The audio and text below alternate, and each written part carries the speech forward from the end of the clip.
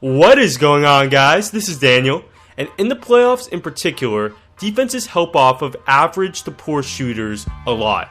And in this video, I'll be using these 4 players as reference. They'll be in my examples. These are their 3-point percentages for the regular season, and all 4 of these guards and wings primarily play off the ball. And you'll notice Iguodala and Moute shot good percentages in the regular season, but the Clippers and Warriors have great offenses, and in the playoffs you have to give something up, and defenses have decided that the occasional 3 to one of these 2 players is fine. So I'll be breaking down not only how defenses help off of these shooters, but also how the offense goes about countering these defensive strategies. Let's get to it. First, how teams strategically leave these perimeter players open. Defenses can help and sag off of these players in almost any scenario, and here's an example where Isaiah Thomas gets the ball off a screen and Otto Porter aggressively helps off of Marcus Smart, preventing the drive toward the middle, and on this play, Porter gets the steal. Not surprisingly, the defense was able to most effectively help off of these players in the pick and roll. Here, Hayward is able to get in position to bump the roll man Jordan, gladly sagging off of Moute and giving up that shot.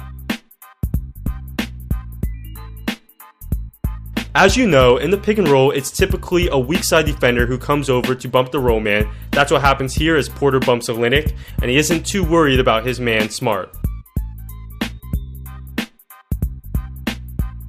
Roberson is on the strong side of the pick and roll, not usually a spot a defender helps off of, but Roberson is such a bad shooter, Harden comes over to cover Adams on the roll, and on this possession, Roberson pretty much torpedoes it. Harden is able to bump Adams again there, and Roberson misses the 3. Defenses sometimes help off of these players in the pick and pop. Olynyk will pop, and Butler will stunt off of Smart. This prevents the open 3 for Olynyk, and this time Butler is able to steal it right from him.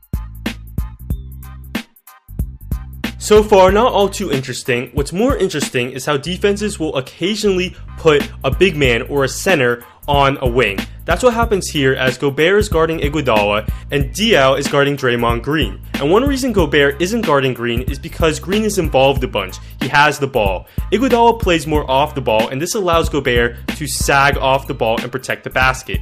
That's what happens here as Thompson comes off a screen and Gobert is able to protect the basket as if he was guarding a traditional center, and the Jazz will live with that 3. Iguodala spends more time in the corner than Green, and this works for Gobert as he's able to rotate to the rim on this occasion, prevent Livingston from even attempting the shot, and Iguodala misses that 3. Switching the matchups can also create what's called a cross match. So Diaw is guarding Moute, and normally Diaw wouldn't guard a wing, but Moute isn't much of an offensive threat. So that's the matchup, and with this they also have Hayward guarding Speights. This works out nicely for the Jazz, as Speights is more of a 3-point shooter, and Hayward can use his agility to switch on defense and hang with Speights. So the Clippers miss the shot, and the Jazz don't even push it that much, but this creates a cross match. Now Speights is guarding Hayward, and the Jazz set a double screen for Hayward, and Speights tries to call out a switch. He's not used to guarding an excellent perimeter player. There's miscommunication for the Clippers, and Hayward gets an open 3, all created because Diaw was able to guard Moute. Now, let's get to how offenses counter these defensive strategies. A great way is with a well-timed cut. So OKC runs the pick and roll, and Harden comes to bump the roll man, and Roberson cuts in behind Harden. Good pass by Westbrook, and it's a layup. There were also some clear times when Roberson should have cut. Here if he cuts, he may have a dunk, but instead he doesn't, and he ends up taking a poor shot.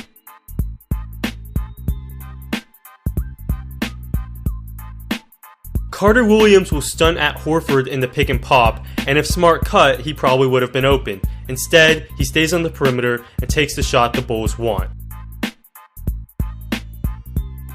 Cuts are a great counter, as well as offensive rebounding. Harden sags way off Roberson, and instead of standing on the perimeter, Roberson sort of cuts, and when the shot goes up and Harden doesn't box out, Roberson is able to get the putback.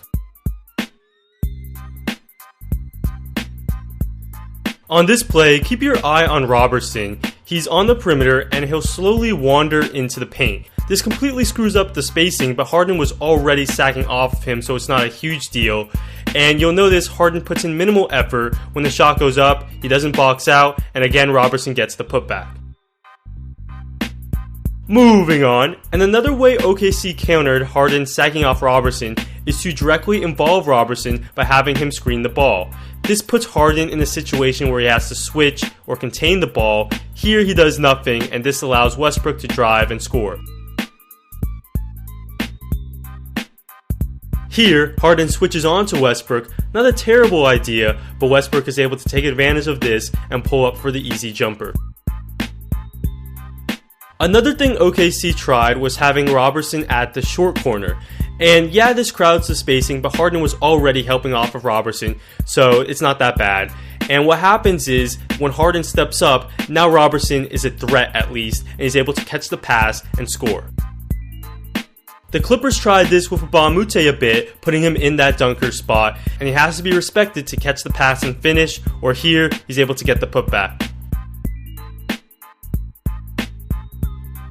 This strategy is most effective in the pick and roll. So Moute is in the short corner, and because he's not on the perimeter and he's actually a threat from 8 feet away, Joe Johnson is hesitant to bump DeAndre Jordan on the roll, and that frees up Jordan for an alley-oop attempt.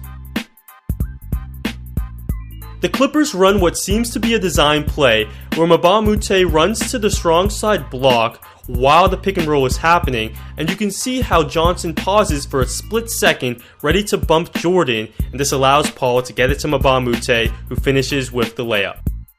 But I noticed a few times Moute messed up. He wasn't on that strong side block or in the dunker spot. He was underneath the basket in this scenario, and this completely just clogs up a possible alley-oop, and the Clippers have to reset. This is Marcus Smart's shot chart for the regular season, and you'll notice that when he's not shooting in the corner, he shoots a terrible percentage, 26.5%. Now, when he does shoot in the corner, that percentage is around 40%, where it's actually a good shot for the offense. And this is something that can be taken advantage of by the offense by Smart being in the corner more. And I'm not sure if Brad Stevens specifically told Smart get in the corner more, but there were instances where Smart was in the corner, and this is a good counter for defenses that want to sag off of him. Also, while I'm using Smart as the example, there are plenty of other players who shoot significantly better in the corner. Let's talk about some offensive counters when a center is guarding the wing. Gobert is guarding Moute on this play, and one counter is simply having Moute screen the ball. So Spades could screen the ball, but with Joe Johnson guarding Spades, the Jazz will hedge, possibly switch. If the Clippers want traditional pick and roll coverage, that's where Moute comes in, screening for the ball. Gobert drops back, and that's a decent shot for Paul.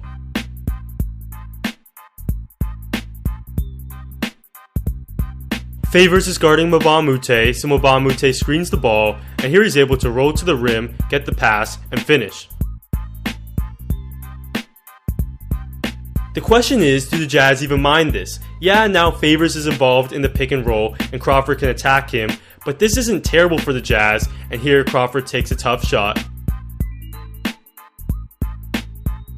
Using Moute as the ball screener also makes him the de facto center, and this isn't great for the Clippers. Here he rolls to the rim and he finds himself in the key, and it's not like he's going to get the offensive rebound over Favors, and the Jazz win this possession.